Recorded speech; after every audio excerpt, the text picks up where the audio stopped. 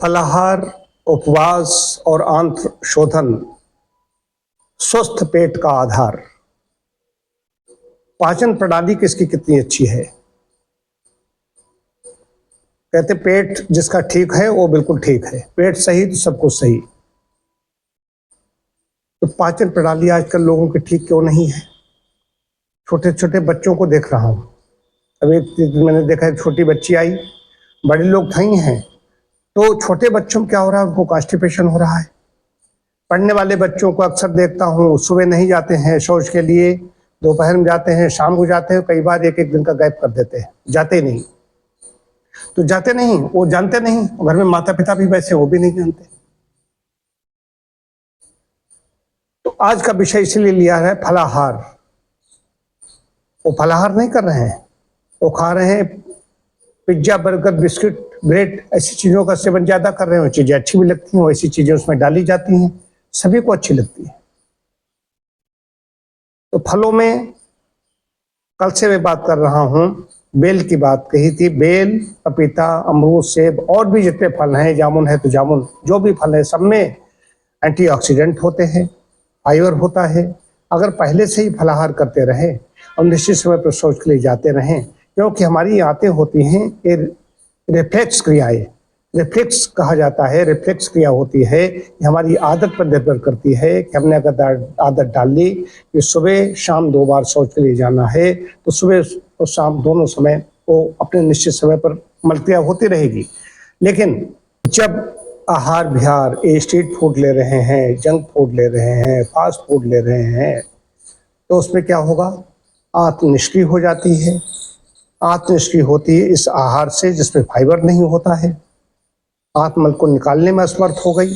और दूसरा, आंतों में गति होती रहती है जिससे पेरिस्टाल्सिस कहते हैं।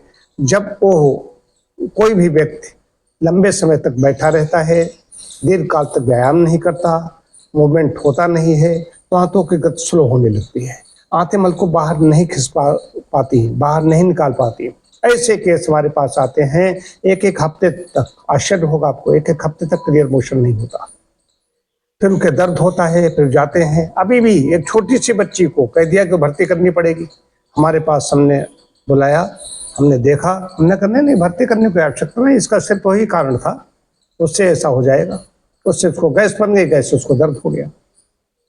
ये अधिकांश लोगों के हाल है, मल लिए घूम रहे हैं, मलक्रिया ठीक तरीके से संपन्न नहीं होती, वो कहते पेट हमारा साफ नहीं होता। पेट साफ अगर रहे तो सारी समस्याएं कोई नहीं आएगी।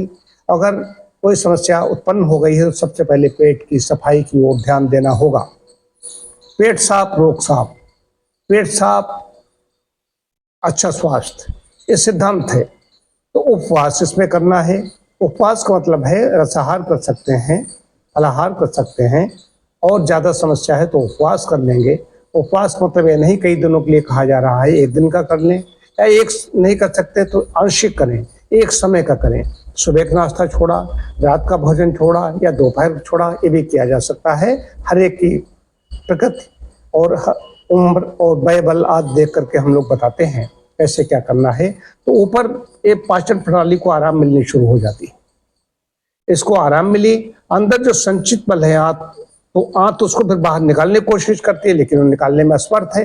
तब हम नेचुरोपैथी में, प्राकृतिक चिकित्सा में निवाद देते हैं। पंचकर्म में वस्त्र कर्म किया जाता है।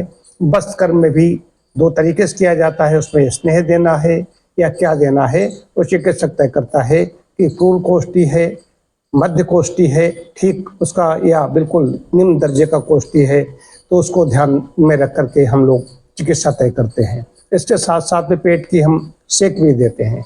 सेक देने के बाद में हम पट्टी डालते हैं पेट पर मिट्टी की, जिससे वो देर पड़ी रहती है। आंत की जो गर्मी है, आंतों में एक क्रिया है, क्रिया को बढ़ाती है, आंत को सक्रिय करती है, आंतों की गर्मी को बाहर निकालती है।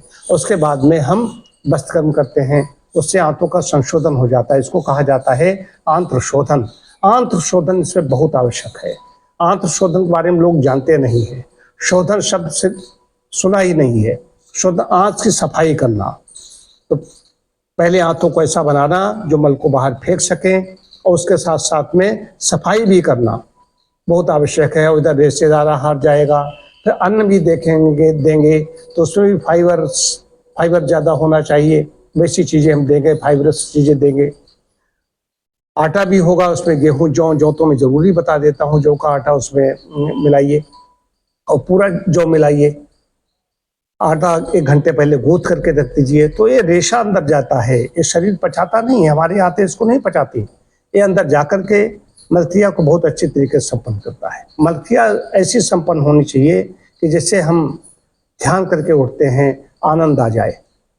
इसमें बहुत अच्छा, इसमें बेल आ रहा है, मेरा कहने का अर्थ ये है, मैं कई लोगों के इधर संशोधन चिकित्सा हमारे यहाँ चली है, तो बेल फल इसमें आया हुआ है, इसमें संशोधन भी साथ साथ करा लें, आहार भी अपना ठीक कर लें। जिनकी समस्या है उनकी बात कर रहा हूँ, जिनको समस्या नहीं, उनको संशोधन या किसी चिकित्सा की आवश्यकता नहीं है। लेकिन जिनको कॉन्स्टिपेशन हो रहा है या और भी कोई समस्याएं ऐसी हैं, तो क्योंकि इसमें बेल उपलब्ध है, बेल बहुत दिनों तक नहीं मिलता, इसमें संशोधन चिकित्सा भी लें, फलाहार और उपवास तो हमारे निर्देशन करेंगे।